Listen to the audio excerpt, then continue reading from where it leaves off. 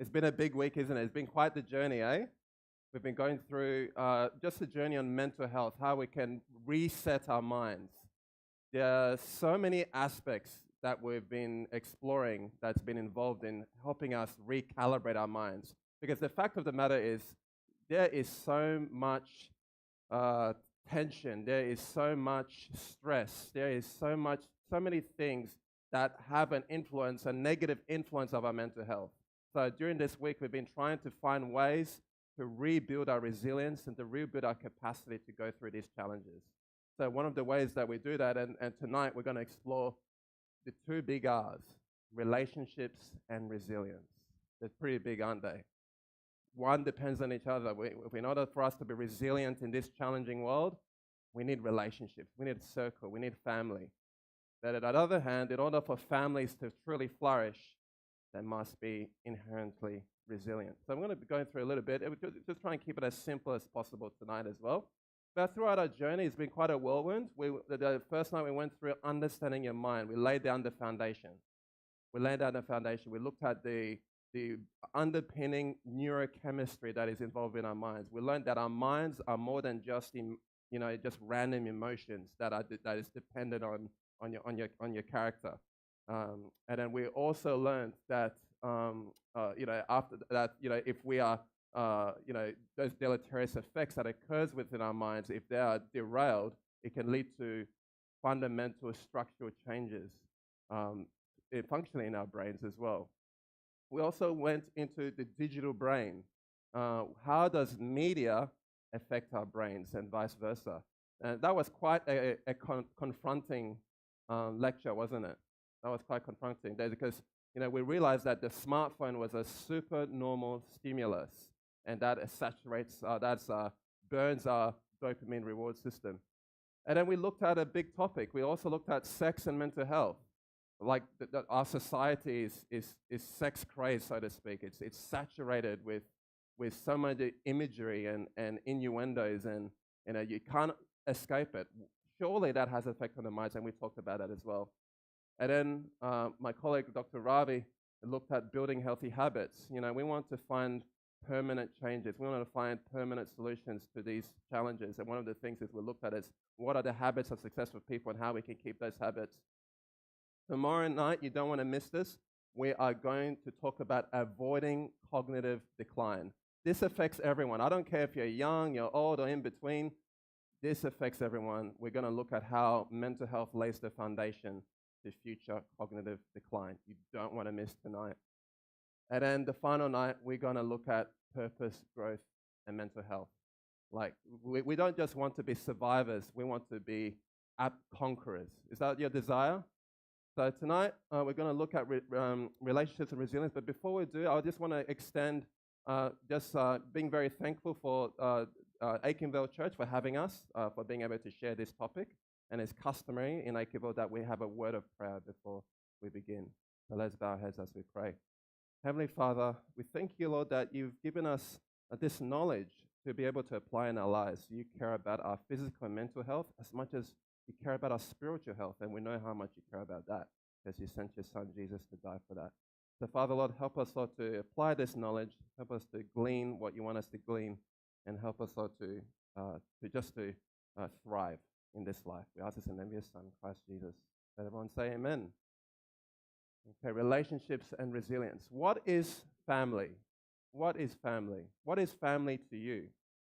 Family, I guess in the literature, is technically described as a group of people who come from the same ancestor.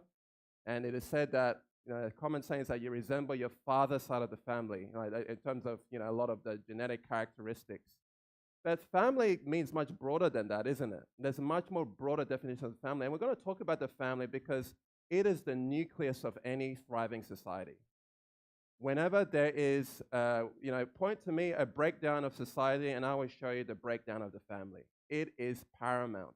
So it is essential that in order for us to thrive mentally, we need to understand the building blocks, the fundamental building blocks of what makes a healthy family. What is the underpinnings of the family? Now, as we're going to talk tonight, I will highlight that some of these things are not the most, PC. Is that how they say? Because these things are kind of been lost by the wayside over the years. With a lot of the left-wing movements and even other movements, they've kind of watered down the importance of the family. They've kind of thought that the family is now overrated, and there's a lot of challenges to the definition of family. Family seems to have a much more broader definition. But we're gonna bypass that and just go to the literature. That's all I'm going to share tonight, just the literature, what the data says that has been there for decades, okay? That's all I'm going to share. So that's just a basic definition of family. But like I said, the family is the principal institution for the raising and socialization of children. That's when the nitty-gritty of it, that's really the nuts and bolts of what the family should facilitate, isn't it? Really, it's to ensure children thrive. We care about our children. I'm sure you guys all have brothers, sisters, family, aunts and uncles, and we are very invested to ensure that our future generation are not worse off than the past generation. Is that your desire tonight? That you want to see that our children thrive, no matter what stage of life you're in, whether you're an uncle, an auntie, a grandparent, we want to see those children thrive. And so it's so important that we understand what are the principles that ensure that these children have good emotional intelligence. And some of those things, as we talk about, you may be able to relate to your own life. You may be able to see, wow, like the reason why I'm like that today is because of my upbringing, it's because of this trauma or that trauma. A lot of these things we can all relate to, isn't it? It's very much a relatable experience. It's a fundamental experience. So I'm just going to introduce a couple of technical terms that you may or may not be familiar with. The concept of the conjugal family, otherwise known as the nuclear family, is traditionally defined as a wife, a husband, and a children. Okay. Now, does anyone know the statistic of how many children are raised by a conjugal family? Because the other definition is what we call the matrifocal family. That's just a technical term for saying that children family that are raised by a single mother, essentially. Okay. And then there's other types of family which occur, whether it's because parents passed away or parents are, because of, the children protection, they take their children from their biological parents and they end up being raised by their grandparents. Then you get this concept of the avuncular family. So as you can see, there's so many variations of family. But when we come to the traditional nuclear family, what percentage do you guys think of children that are raised by this, what we call conjugal or nuclear family? What percentage? Do anyone want to have a guess? Want to have a shout out? 65%? So one number is that 65% of people, of children, are raised by the traditional family. Any other takers? Any other takers? Yeah, today's world. 35? We've got a revision here, 50. Got 35. It's getting lower. 40%, okay. A bit in the middle there, 40%. Anyone else? 15. Whew. It's getting steep in here. 45. Okay, we've got quite a few there. Guess what? It is 20%. 20%. So 20% are raised by this, what we call conjugal and nuclear family. So with such a low number, what ramifications do you think this would have on the children? What ramifications? Surely, with such a skewed statistic like that, there's got to be some serious flow-on effects, negative flow-on effects that are associated with that. And we're going to look into the literature that goes behind that. Again, this is not PC, but this is just showing what the literature shows. So, now, just to kind of expand this definition of family, as you know, like we've gone from this conjugal family, and then this definition keeps expanding. We're also, like I said, the nuclear family is also known as a traditional family. Then you have blended families. That's very common, blended families. Like I know lots of friends that come from blended families. That's normal now. That's a normal thing now. Where both parents, they are remarried, they bring their children from previous families. And then there's the chosen family. I don't know about you guys, but I call you guys family. Like I have a biological family all the way from Perth, WA, but they're so far away. Perth is like another country at this point. So, you guys are like my adopted family now, whether you like it or not. All right. So, so that's the chosen family, and that's a legitimate family. It's interesting when my parents were going through their spiritual journey. See, I wasn't always, a church goer, so to speak. But I remember when my parents were looking for a church, one of the things they looked for was that they wanted to find a church in case they passed away, that there was someone that could look after the small kids. And that's, and it just draws to me that most people, they don't necessarily come to church because of the amazing music or how handsome the pastor is or, whatever. But sometimes it's just because they want to know that there's a safe space for their kids to grow up in. And that's a legitimate reason. So that's a very powerful concept, the chosen family. And that's very common, especially in other ethnic cultures, where families becomes very, very broad, where, uncles and aunties is a very, it's a very established definition that's established. And then there are very well-known recovery programs out there that use this term chosen family, because that's important. And when someone is trying to recover from something, whether it's an addiction, whether it's alcoholism or drugs, they need to have a support system. They need to have that support system. So it's crucial that that people acknowledge that there is a legitimate thing called a chosen family to support them with that. Of course, the LGBT community, they also use that term. That's an established term that they use. They use the concept of the chosen family. So it shows that it's a recognized term, whether from whatever side of the spectrum of society that people come from. Now, family, like I said, has more inclusive categories. I've mentioned church.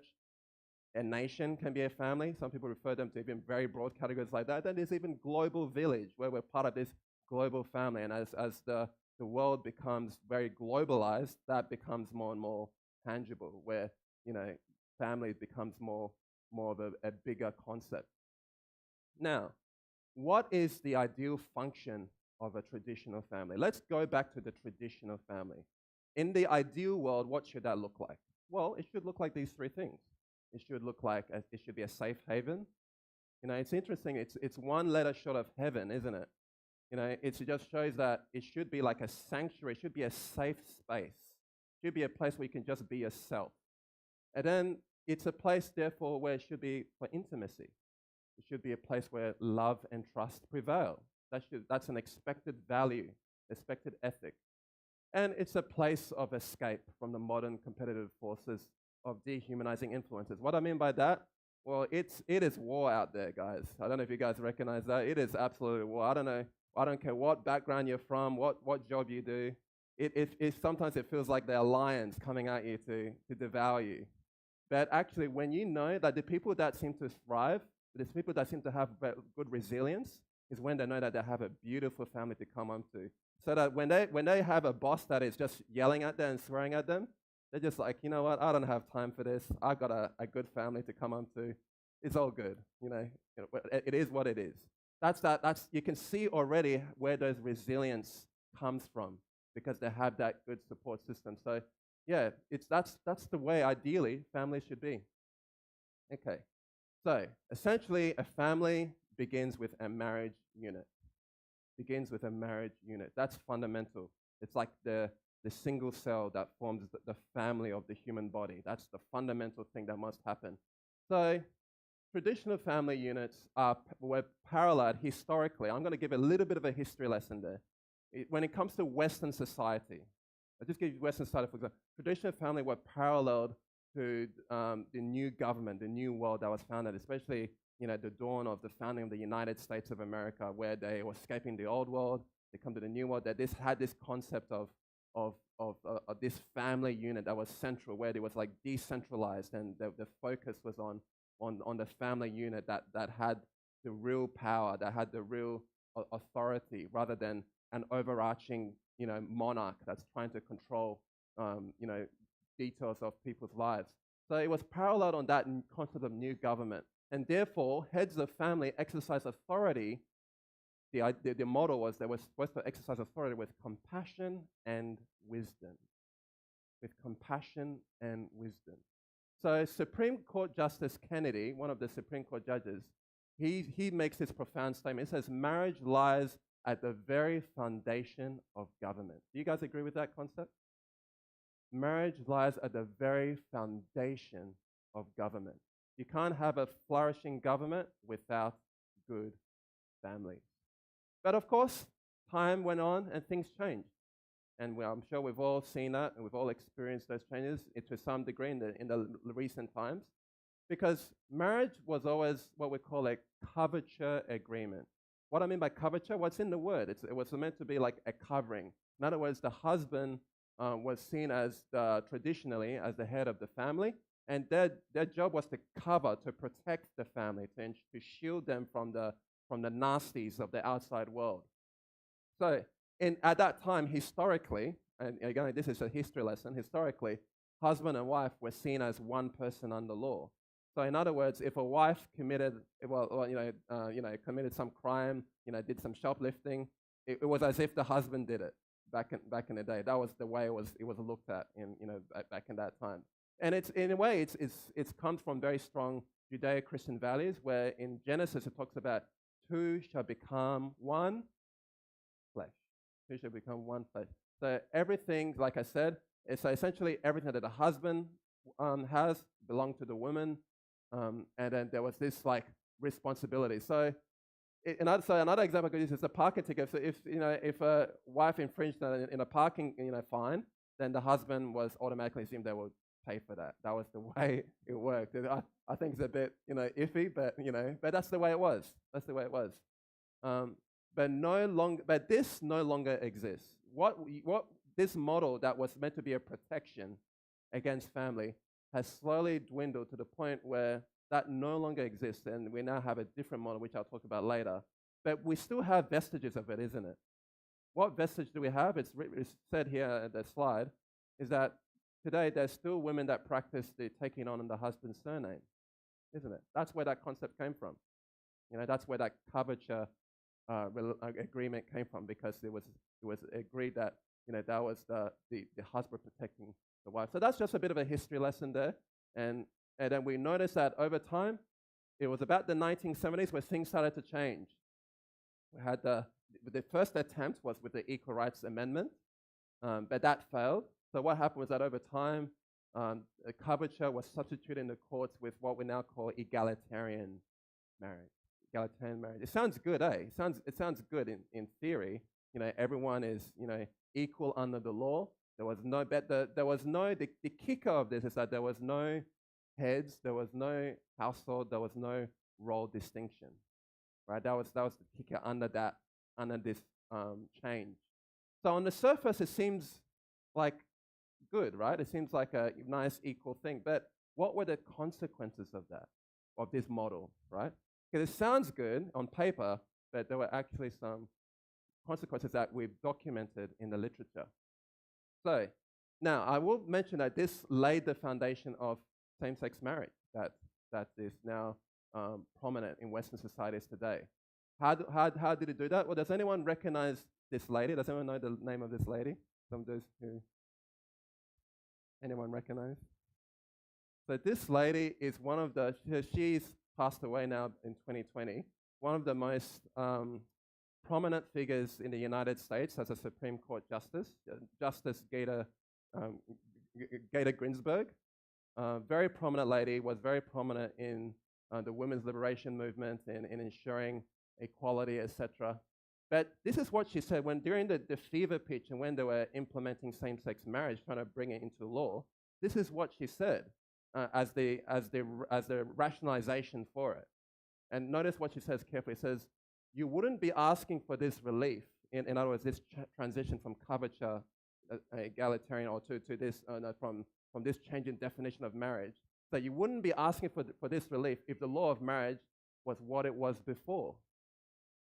No? Notice what she says. And keep in mind, she is a very, what we're calling the liberal, unfortunately the Supreme Court justices are kind of grouped into liberal and conservative side of justice, which it shouldn't be like that, but it's just the way it is. So she was regarded as a more liberal justice, but she was very honest about it. She says, it wasn't possible. Same-sex unions would not have opted into the path of marriage, which was a dominant and subordinate relationship. So from her perspective, she saw the coverture marriage as what? What does the last term say? she saw it as, she used in very negative terms, right? Dominant, subordinate relationship. So that's the justification, is that, we've laid the foundation of this because we've changed the, you know, the definition of heterosexual marriage in the first place. So that's interesting how she makes reference to that. So yes, it was marriage between man and a woman, but the man decided where the couple would be domiciled. So again, uses these negative connotations. It was her obligation, if she still wanted to be married, to follow him. There was a change in the institution of marriage in the 1970s to make it egalitarian. And same-sex unions wouldn't fit into what marriage once was. That's pretty clear, isn't it? So same-sex marriage wouldn't occur if it was the original concept of marriage, but that change already occurred way before same-sex marriage was a thing. Now, Mary Bonita, one of known scholars, says, because of equality, this egalitarianism as we're talking about, because of equality and changing social circumstances, all of those gender differences in the rights and responsibilities of the married pair have been eliminated. But notice the consequences. So in other words, she's putting it to the logical conclusion, right? This is the logical conclusion that she reads. She says, if a man and a woman are completely equal, what difference does it make if it is a man and a woman, or a man and a man, or a woman and a woman? So that's the kind of the logical conclusion, and she's one of the well-known scholars there. So what is the significant outcome of this change? When you have this curvature, egalitarian marriage over history. Again, this is just a pure history lesson. I'm just reading it from the yearly statistics report. It says, over time we've found these key indicators that because of this change, marriages were less happy, sexual relations less frequent, less satisfying, divorce rates higher, lifelong marriage incidents lower, and childhood mental health outcomes lower. Those were the consequences of this change. What do you guys think about that? That's pretty drastic. That's pretty telling, isn't it? Because of this change. So this is what it should be, right? It says family might be defined as a group of people who are related to each other, but it's more than that. It's a meaningful connection and experience. It's an incredible, unbreakable bond created by mothers, fathers, sisters, brothers. It's comfort in a world of uncertainty. It's a shoulder to lean on. It's a source of inspiration. It's a love and support. It's that warm and fuzzy feeling. It's wonderful and it's necessary. Isn't that a beautiful picture painted here? But is that the picture that we have today? Is that the picture that society portrays? And to be honest, there is some merit to what people say. Let's be honest about it. So this is the ultimate picture. And then this is the picture that a lot of the mainstream now portrays, that family is overrated, right? Just you're a free person. This is what they say.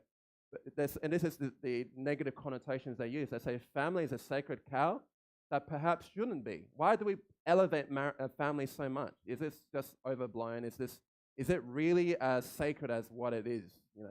What is portrayed? Because politicians, clerics, and just plain folks extol family as our most important institution. Yet, so many people suffer inordinately from family. Is that true or not? It's true, right? Let's be honest about it. It says millions of people don't even speak with a family member. Millions more spend years and fortunes on therapists trying to undo the ills family perpetrated on them. Abuse, trauma, all these things, all the negative things that have occurred. And that's where people get those concepts from. And it's sad. Here's some of the sad things that has happened. Child abuse, right? That's happened. Spousal abuse in families. Incest happens. It's horrific to think, but that happens. Verbal abuse happens, isn't it? And then you find teens that regularly scream, "I hate you, Mom." Does that sound familiar? Have you heard that in the streets? And then there's other pleasantries. Your adult refuses to speak with you. Your spouse has fallen out of love with you. Yet fear, inertia, and shared history preclude the solution. Your adult child is back on your sofa still trying to find himself. Is family all the way it's shaped out to be? Is it really the iconic thing that we've portrayed it? How can we get back to the ideal? How can we go there? And then at the same time, foster the emotional resiliency, the emotional intelligence that children should have. So let's look at the role of the fathers, and then we'll look at the role of the mothers and see how critical it is for developing emotional intelligence. So the role of the fathers, studies have shown that fathers are just as important to a child's development as mothers, and for totally different reasons.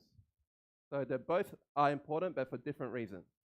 So according to a study, according to sociology professor Dr. David Poponi, and who is the author of Families Without Fathers, he puts it this way: fathers are far more than just second adults in the home. Because isn't that what is portrayed is that, fathers are just, they're just like another child, basically, or like they use very like negative like connotations to that. But he puts it very bluntly that that's not the case. They're more than just second adults in the home. Okay. Now, in a 2002 review which contained various studies on the father's role in child development, researchers found that consistent evidence that children of involved fathers were more likely to show cognitive competence and educational success than those whose fathers weren't engaged, and were also more likely to enjoy school and take part in more extracurricular activities. That's according to Dr. Sarah Allen, who wrote the book, The Effects of Father Involvement. Isn't that fascinating? Isn't that fascinating? Do fathers matter? Do fathers matter? Okay, look at the benefits. They're more likely to enjoy school. They're more likely to be competent. They're more likely to have educational success. And I like to say that, I can really relate to this as someone who had a very, loving and yet not just loving, but authoritative father. Because I think there's a bit of a misnomer in parenting styles that, should a parent be authoritative or should they be? But actually, the studies show that, parents that are loving and authoritative, not one or the other, but both, have good success. And I'm very grateful to that personally, and I'm sure many of you guys are too. Now, here's some of the other benefits of an involved father, according to the studies. According to studies, involved fathers have a high chance, for people that are children of involved fathers, I should say, have a higher chance of being an A student. They have a higher chance of higher IQs, better problem solvers. They're more likely to enjoy school and be engaged, higher economic and educational achievement, better able to handle strange situations. That's resilience, isn't it? When they have the father in the home that is involved, they're more likely, when they see a difficult or strange or new situation, able to navigate through that better. They're more resilient to handle stress. They're more curious in exploration, and less depression. We talked about depression this week, didn't we? Having an involved father helps with that. And some of you guys have had a bad foot, and it's really important that as we reflect on this, to reflect on your own experience.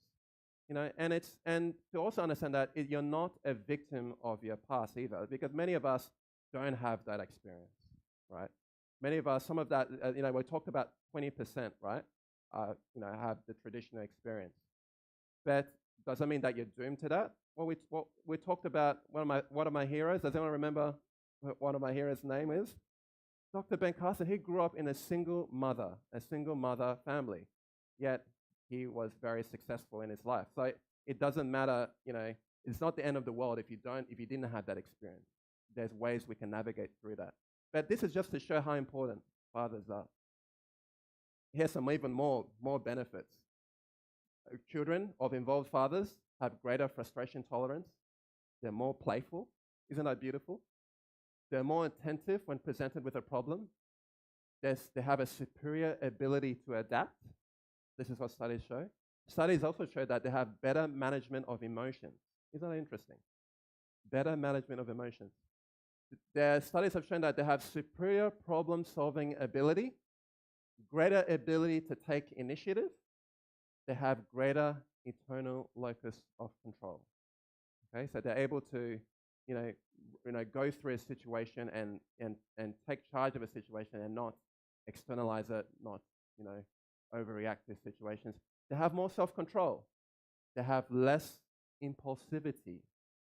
they have more self-worth. This is according to research done on father involvement called Marriage and Family. It's an old study back done in 2000. It's a very established study now. Even more. It just gets more and more and more and more. But don't worry, we'll talk about the mothers in a bit, I promise. I promise we'll talk about the mothers. All right? But I just want to show how crucial it is, okay? Children of involved fathers are more likely to succeed in work. They are more dependable, more trusting. Children of involved fathers are friendlier. Children of involved fathers are more mentally healthy. They're more able to socially be accepted. Therefore, they're going to be more popular and well-liked. This is what studies are showing, according to History of Research and Father Involvement, Marriage and Family Review done back in 2000.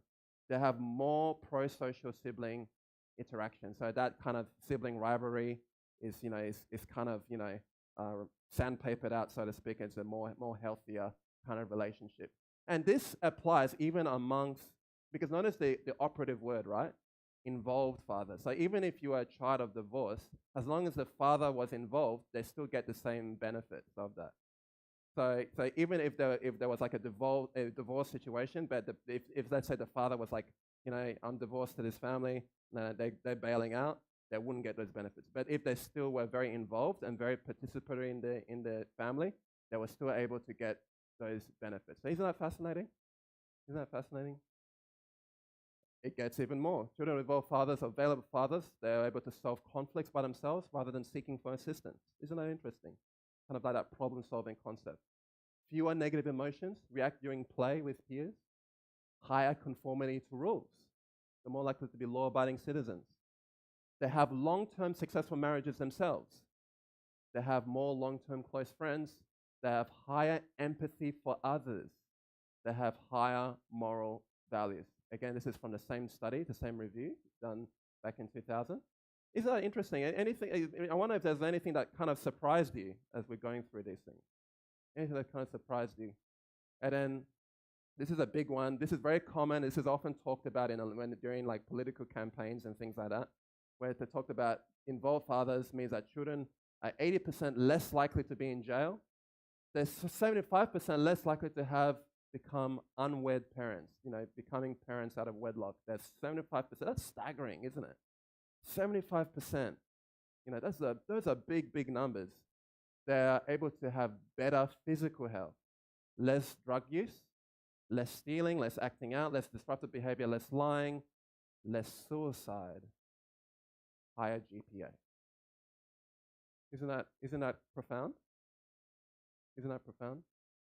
So the effects of father involvement, when we look at it entirety, according to Doherty and Erickson, it says the father relationship most conducive to responsible fathering is a caring, committed, collaborative marriage. Now, I just want to talk about, I touched briefly on this concept of authoritative parenting because there's some new kind of, evolving concept of parenting styles. Now, authoritative parenting, like I said, this is how it's described, just so there's no ambiguity. And you see the reference at the top. It says it's about setting and enforcing rules and monitoring, supervising, helping with homework. So if the fathers out there, if you want to know what that means, this is it. This is all listed out here. They provide advice, emotional support, providing consistent discipline, praising children's accomplishments. That's so important. There's some people that think that being authoritative means that you're always pointing out the bad things that they do wrong, but they never actually give praise when they do good things. Well, this actually goes against that, isn't it, according to the study. It's important that they also praise children's accomplishments. They're less likely to have adolescents who experience symptoms of depression or various externalizing problems. So there's some popular quotes out there. It says, one father is worth more than 100 schoolmasters. Who agrees with that? Based on what we've just talked about. One father is worth more than 100 school principals. It's good that, some people, they get their father figure experiences from, sport coaches, from, a neighbor. Those are good, but it doesn't quite replace the father figure.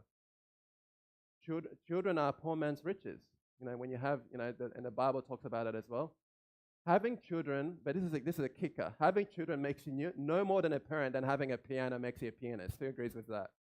Just because you have children, it doesn't mean you're a parent, right? There's more to that. There's more to that. It's the same way that having a piano makes you like a maestro, right? A house, this is a famous quote as well, a house divided cannot stand. That's from Jesus himself. House divided cannot stand. Okay.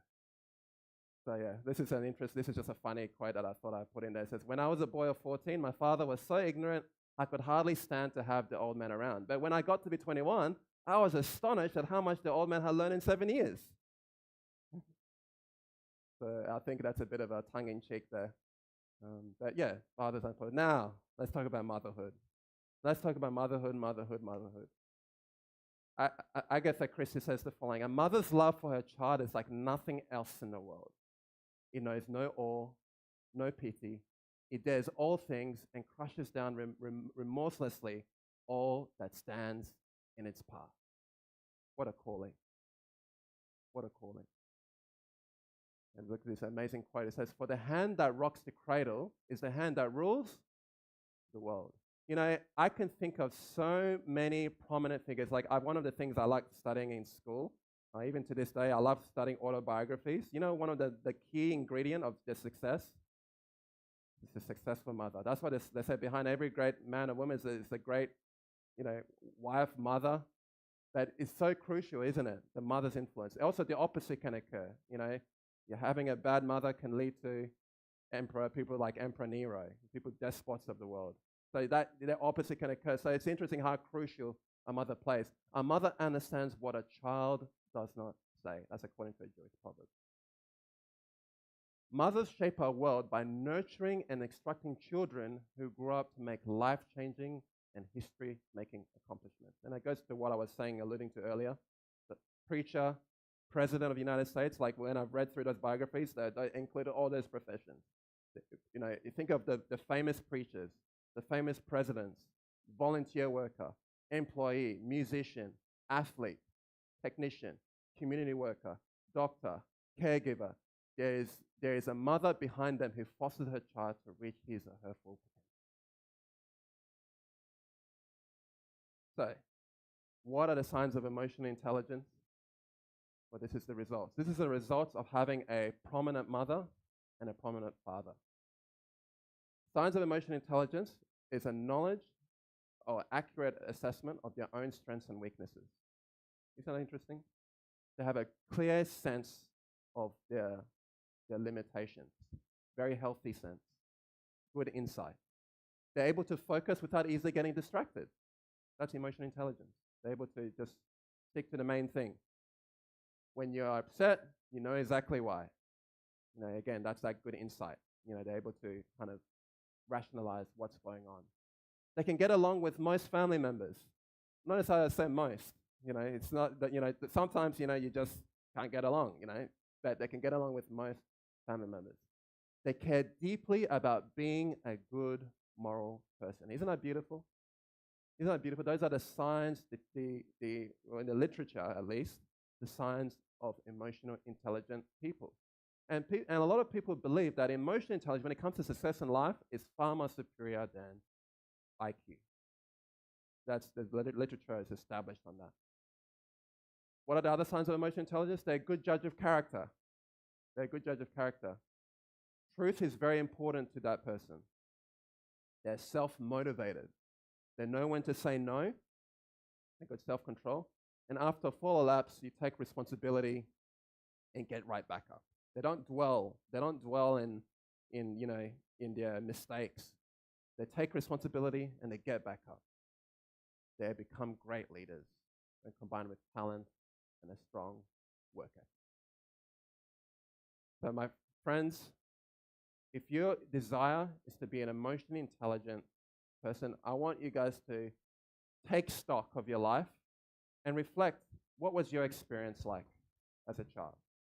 Or if you're a parent, what kind of values do you want to instill in your children?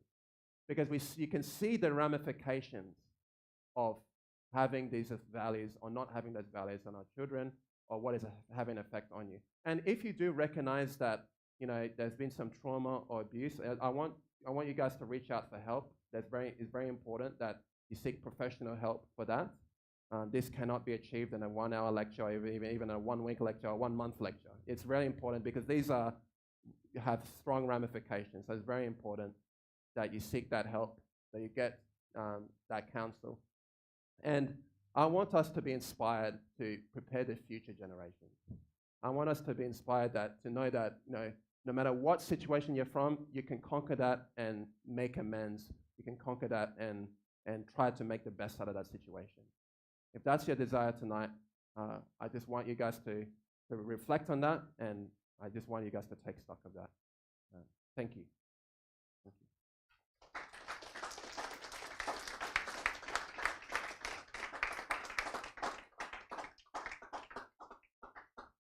Any questions? Any questions? This is not too technical heavy, but I thought this was important to go through. Any questions? Just with the slide where you had the statistics, you had some of them with like 85%, etc. With the other ones where it's like less or more, what percentages would you like add to that in terms of like less stealing? You said if they were raised with the dad, what percentages roughly would you remember or seen with that? Just out of curiosity. Or I'll have to look into the detail of those specific parameters because a lot of them they kind of lumped together. So I have to kind of go a bit more of a deeper dive. But yeah, I'll let you know if I get some answers to that. Any other questions?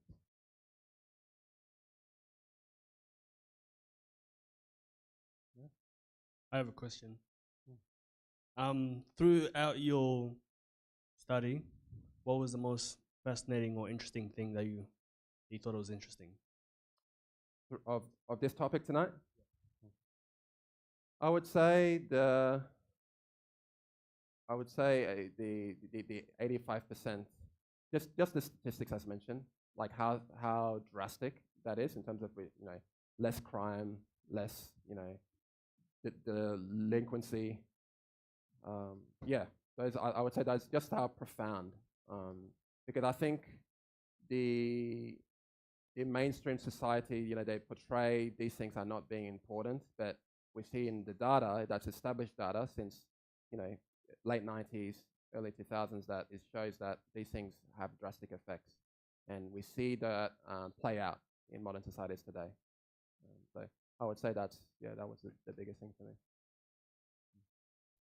Just a quick question, yeah.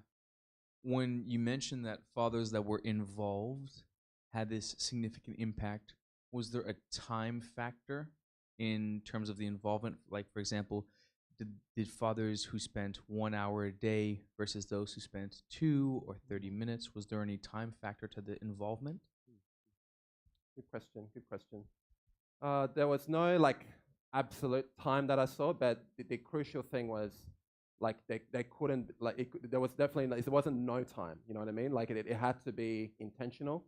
It had to be purposeful. They showed that there were some interesting studies actually of the risks of certain sexual behaviors down the line were proportionate to the degree of the time that the father spent and the degree that the time that the mother spent with their children. So if the father spent very little time, let's say they had a son and they spent little time, the risk of homosexuality increased. And if the mother didn't spend that much time with the son, the risk of high risk behavior increased. So some interesting data that correlated that. So there was no absolute number, but it was essential that there was a difference between involvement and lack of involvement.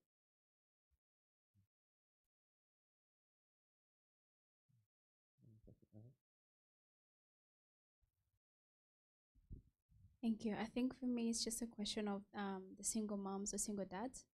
Unfortunately, the ideal family, you want to have 2 parents.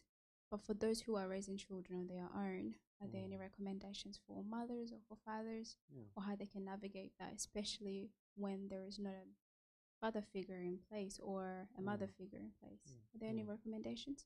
That's a good question. That's a really good question, very practical question. I would say the importance of surrounding yourself with community. Like I said, family at the beginning is more than just, even a traditional family. like I said, I still consider you guys family. And as a result, there's still rich benefit from that.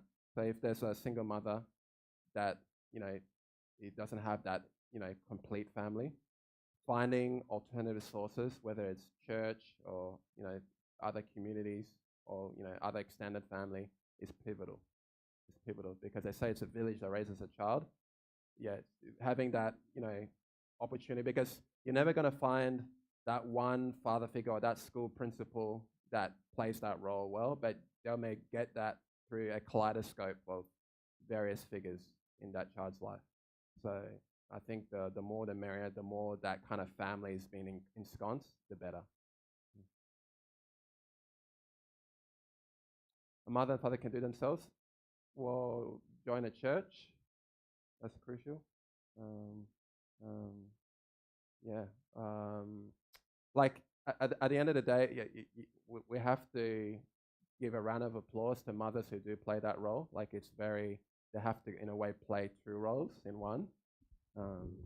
So it's not easy the way, no matter how you look at it. But just like the study shows, like they're never going to replace that. But yeah, it's just being able to just continue to give their best. But I think not to be too hard on themselves at the same time. I think surrounding themselves with community is crucial. So without taking anything away from mothers, one thing I've also realized is mothers can be a very, very powerful influence, positively and negatively, especially in cases where there is friction between the father and the mother, or it ends up in divorce, where this child, if it's a girl, grows up hating men because of what happened between the mother and the father. So I think it's important to balance everything, to realize that the time you spend and what you talk about with the children has either a positive influence or a negative one in their lives. I will just give an example that if, as a parent, I go home after church and criticize everything that's happening in church, I am effectively telling my children that don't go to church. And this is what results in a number of children when they are growing up saying, no, I don't want to be involved with this church because of all the negativity that they've been hearing in their lives. Thank you. Just a question, Ore. I get to spend most of my time with fathers and mothers who have never had fathers and mothers, but have found themselves in a situation where they are fathers, but have never learned how to be a father and have never learned how to be a mother. How do you talk through that? And I'm quite curious, the question which came from the back around the time factor. How do you intentionally spend time with your child, and in a practical sense? How does that look like? I'm just quite curious. I think the operative word you used is intentionality, and I think that's key. Like, it's not necessarily a specific activity for what I've seen in the literature. It's whatever you're doing with that child, you're involved. You're leading them through the process, whether it's, it depends on the interest. You find a common interest, and you build on that. Yeah, I've heard stories of, let's say fathers who were very busy. They had a very, intense career, and then they saw maybe some signs in their kid that, they're drifting away a bit. They cut down their hours, and they just share hobbies together. Just practical things like, whether it's fixing a car or, hiking together, fishing. Those are just practical things that I've heard stories, like anecdotal stories about. Yeah, just that, whatever time that's spent is that just being present, because I think it's easy to be like, yeah, I'm just spending time, but you're like, your mind is somewhere else. So that, yeah, I think that's crucial. There's no specific activity or like, it's like, if you spend 3 hours, you tick that box, that's it, because every child is different as well. So you cater to that. Yeah. I I would interpret from all what you are saying and applied it.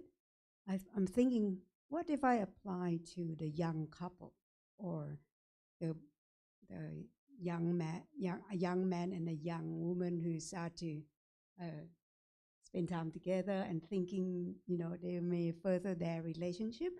Should they spend time to observe the parents of both sides so they understand, not being judgmental, right? To observe, to say, because from what you said, right, it has a impact on.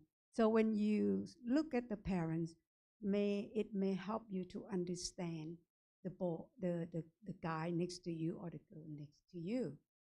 I'm thinking of that. Two, you talk about emotional intelligence. Maybe we should not be blind. Maybe these young couples should have the way to understand the level of emotional intelligence of each person, yeah? Instead of just be led by attraction or this and that. That's one thing. Another one I'm thinking, as you said, family as a whole. That means there's no way that a couple can be perfect because of different background. That means, and also in Western culture, which is very individualistic, to have a couple to marry together and spend a lot of time together and struggle together, I don't think is enough. We need the wider family environment, like even in the church or outside the church, supporting and then learn from one another. If I come from the parents who make me miss out some emotional intelligence, maybe I can get support from the ladies, another lady in the group, and learn from that, or the guy. Yeah, absolutely. Thank you. Thank you for those insights. I have one question. Did you manage, or have you looked into the study of, like the figures that were shown? Does that also apply to step parent? So let's say a mother who something happened, or a father something happened, and they somehow got remarried. I don't know. Yeah. Would those figures still apply with the step parent? So, like I alluded to, like some of those benefits that I highlighted showed that even, like I said before, even if there was a divorce situation, that the father was still very intentional and present in that children's life, they still got the same benefits. It just shows that because that's the biological parent, they were still playing an active role in that child's life. Whereas the situations where it wasn't amicable and there were, there was like a gulf and separation, then those challenges occur. But yeah, even within blended situations, if the step parent, ideally it's the step parent, like from what the studies is showing, it's the step parent of their biological origin and father or mother that played the crux of the situation. Where like even if they moved on, they were still present in that person's life. They still got the healthy emotional intelligence benefits from that. What if they died? Yeah, that's a good question. That's a good question. I was thinking about Celine's question, and I am a child of a divorced parent, and I was raised mostly by my mom. I think one thing that I take from her education is that she was always present. So all the things that you talked about in a father figure, I didn't miss out because my mom covered for that. And then I think not only the intentional time that you have with your child, but also being honest with them, honest about the situation, being a friend of your child as well as a mother. And also, when we watch like cases of children who are having problems at home, the way we start the parents with the children to reconnect is spend intentional time with your child, at least 30 minutes.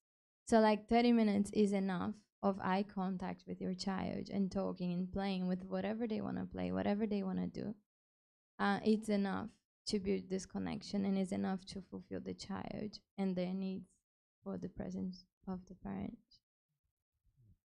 Thank you for that thought. Do we have a question there?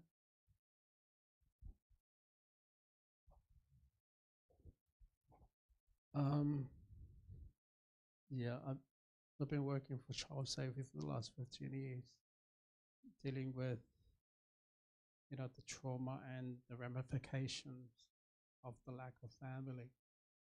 I can just testify what you're saying about the lack of fathers involved and what does that look like. And it's, even when you were talking about the mothers, I actually had a quick surface study about all the great kings and all the bad kings in the history of Judah and Israel. All the bad kings associated with mothers who have had a different faith from the God of Jehovah, and it's massive to the society. And just the last point, I just want to say something with regard to Judith's about the stepfather. I used to work for the investment and assessment team where we go out and assess whether that child is safe. And one of the risk factors that we have a look if there's a step parents involved, because that's the study of abuse happening in a family. Comes back to the argument of having that nuclear family there and keeping them together. I'm not saying that always perfect for a lot of reasons, but it is an actual risk if there's a step parent involved. That we had to, is there step parents? As the more we take on those risk factors, the more the assessment will say this kid is not safe to stay home. We have to remove these kids. Just the last thing. I like the definition of success. That is, if I'm still loving the time with my adult kids, my son as a 27-year-old, loving the time that we can talk every day, that is a true success of a father or a mother. Yeah.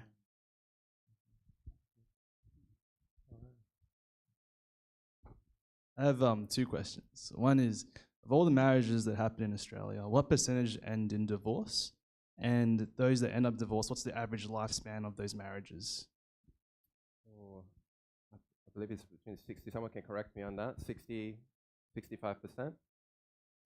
Ballpark number that I've seen. It used to be like 50%. So yeah, 60, 65%. I don't know the answer to that second question though, but that's a good question.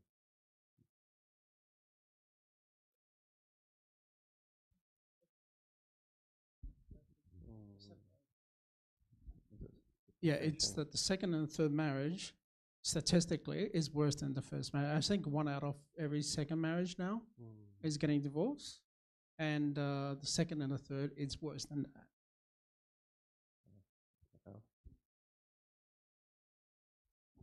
Okay, I think that's it. That's it. All right. Thank you, guys. There is some refreshments, so make yourself welcome and to enjoy those. And tomorrow night, how to avoid cognitive decline. You don't want to miss that. Good night. Okay.